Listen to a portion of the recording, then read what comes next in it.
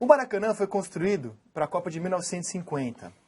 O nosso colega Teixeira Reiser, funcionário número 001 da TV Globo e até hoje nosso comentarista, está lançando um livro aqui sobre o episódio mais famoso do estádio mais famoso do Brasil, que é o Maracanazo, 16 de julho de 1950, a vitória do Uruguai por 2-1 de virada na Copa do Mundo. E esse livro, que tem o prefácio do Zico, a apresentação do Vilas Boas Correias, crônicas de autores como Eduardo Galeano, Ferreira Goulart, Eduardo Galeano, escritor uruguaio, fanático por futebol, Sérgio Cabral, Washington Oliveto, Luiz Mendes. Uma das crônicas desse livro aqui, a maioria das crônicas fala sobre o Maracanazo, mas não apenas sobre o Maracanazo. Uma dessas crônicas é do próprio Teixeira Reiser, sobre a construção do estádio para a Copa do Mundo de 1950. Será que essa construção tem alguma relação, tem a ver, tem elementos que lembrem esta reabertura, esta reforma pela qual passou o Maracanã? O nosso colega Ingo Ostrovski narra as crônicas do livro do Teixeira Reiser. A gente vai mostrar 3 delas ao longo do programa. A primeira delas é sobre a construção do estádio em 1950. Será que tem a ver com essa reforma de agora? Vamos ver. A construção parecia impossível para um país pobre, onde as necessidades da população eram gritantes e o futebol, apesar da sedução que exercia sobre as gentes brasileiras, não era gênero de primeira necessidade.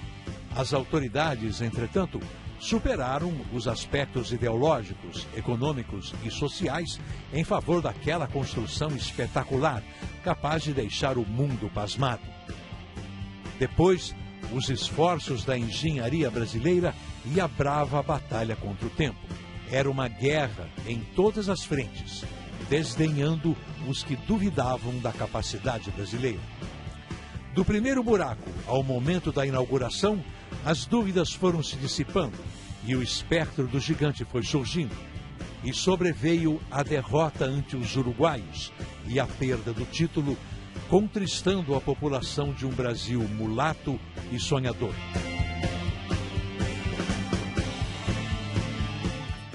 A gente misturou imagens da construção da época com a reforma de agora. Uma coisa em comum é que o Maracanã, na verdade, nunca ficou pronto. Ele foi demolido sem nunca ter ficado pronto, né? Quem frequentava o estádio era notável que tanto acabamento como detalhes assim entre o acabamento e a infraestrutura ainda estavam ali no cimento, ainda estavam na argamassa. Isso sempre era notável no estádio e foi embora sem ser pronto, sem ficar pronto. E eu acho que para a Copa das Confederações ele não estará totalmente pronto. Esperamos que para a Copa do Mundo esteja, né? Porque aí também... A gente vai mostrar agora uma crônica do Eduardo Galeano. Dá para dizer que o Galeano é o maior escritor uruguaio? Pelo menos é o mais... Vivo? Vivo sim. Vivo sim.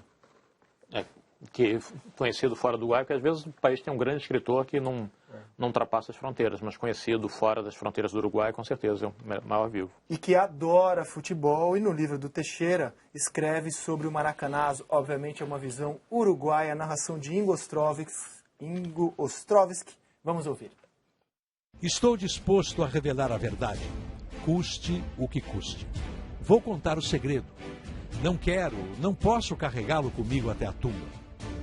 Eu sei por que o Uruguai foi campeão em 1950. Serei breve. Tinha 9 anos e era muito religioso, um devoto do futebol e de Deus, nessa ordem.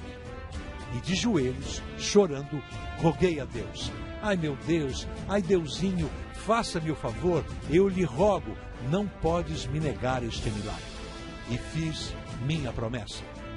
E então a partida virou e o Uruguai ganhou o jogo e a Copa do Mundo, contra todo prognóstico, contra toda a prova. Nunca consegui lembrar o que prometi. 1 milhão de Pai Nossos? Quem sabe? Talvez eu tenha me salvado de andar murmurando orações dia e noite como um sonâmbulo perdido nas ruas de Montevidéu. Vocês discordam que o Maracanazo é o episódio mais significativo da história desse estádio ou fui muito pessimista aqui, muito para baixo? As tragédias marcam, né? Mas não sei se é mais significativo, tem títulos brasileiros conquistados ali dentro, mas acho que talvez seja mais dramático, né? Mais dramático, sem dúvida nenhuma. Agora, o episódio, acho que tem 2 episódios do Pelé que são, né, totalmente, acho que superam o Maracanazo. Um é o Gol 1000, né, que realmente o Pelé é o único jogador que comprovadamente marcou 1000 gols, né? 1284, se a memória ainda não me trai. E o adeus do Pelé da seleção brasileira, em 71, que foi um espetáculo maravilhoso também. Verdade. Então eu ficaria com esses dois grandes momentos da história. E além do que, teve um gol de placa também, eu não estava no estádio quase vazio, mas teve também grandes momentos entre Santos e Botafogo, Botafogo e Santos, né? Teve, acho que vários momentos também. Campeonato Mundial do Santos, né? O Campeonato Mundial do Santos, né? Então agora a tragédia, sem dúvida a tragédia marca e até hoje, né? Felizmente as novas gerações já esqueceram. Eu tenho em CD a gravação da transmissão de uma rádio uruguaia do jogo com o Brasil. Eles não acreditam que aquilo está acontecendo, que eles também já entram achando que vão perder. Está tudo feito para eles perder. E conforme vai ficando claro que não vão perder, eles vão se entusiasmando de uma tal maneira que explica um pouco esse tom do Galeano na crônica dele, né? Uma coisa meio surreal de ter acontecido. Neste livro do Teixeira Reiser, o Maracanazo, que a gente já mostrou aqui ao longo do programa, tem uma crônica do vascaíno Sérgio Cabral, um dos grandes jornalistas da história deste país, deve estar triste com o Vasco, relembrando alguns momentos do Maracanã. Entre estes momentos, uma sonora vaia a um verdadeiro craque de bola. Vamos ouvir agora a narração de Ingo Ostrovsky para o texto de Sérgio Cabral.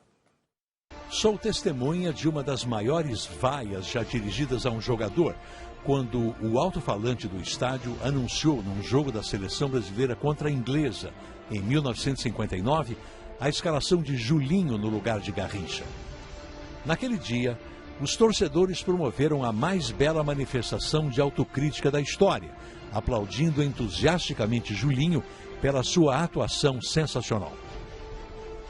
Aliás, em matéria de emoção pela manifestação da torcida no Maracanã, pouca coisa se compara aos gritos das arquibancadas de "fica, fica", quando Pelé dava a volta olímpica numa de suas inúmeras despedidas do futebol.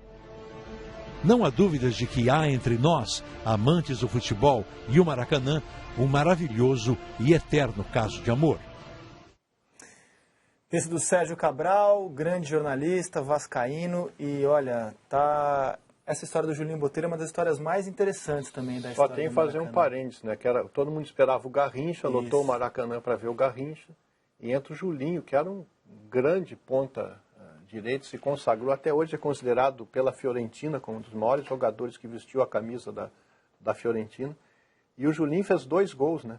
E aí acabou a autocrítica que o Sérgio Cabral pai fala, da torcida, que aí aplaudiu de pé a grande atuação do Julinho. E o Julinho que depois abriu mão de jogar pela seleção brasileira porque jogava na Itália e entendia que deveriam ser convocados jogadores que atuavam no Brasil. O Julinho Botelho também é um dos grandes nomes da história do Palmeiras. Bons tempos de ética, moral e... Né? Que cívica.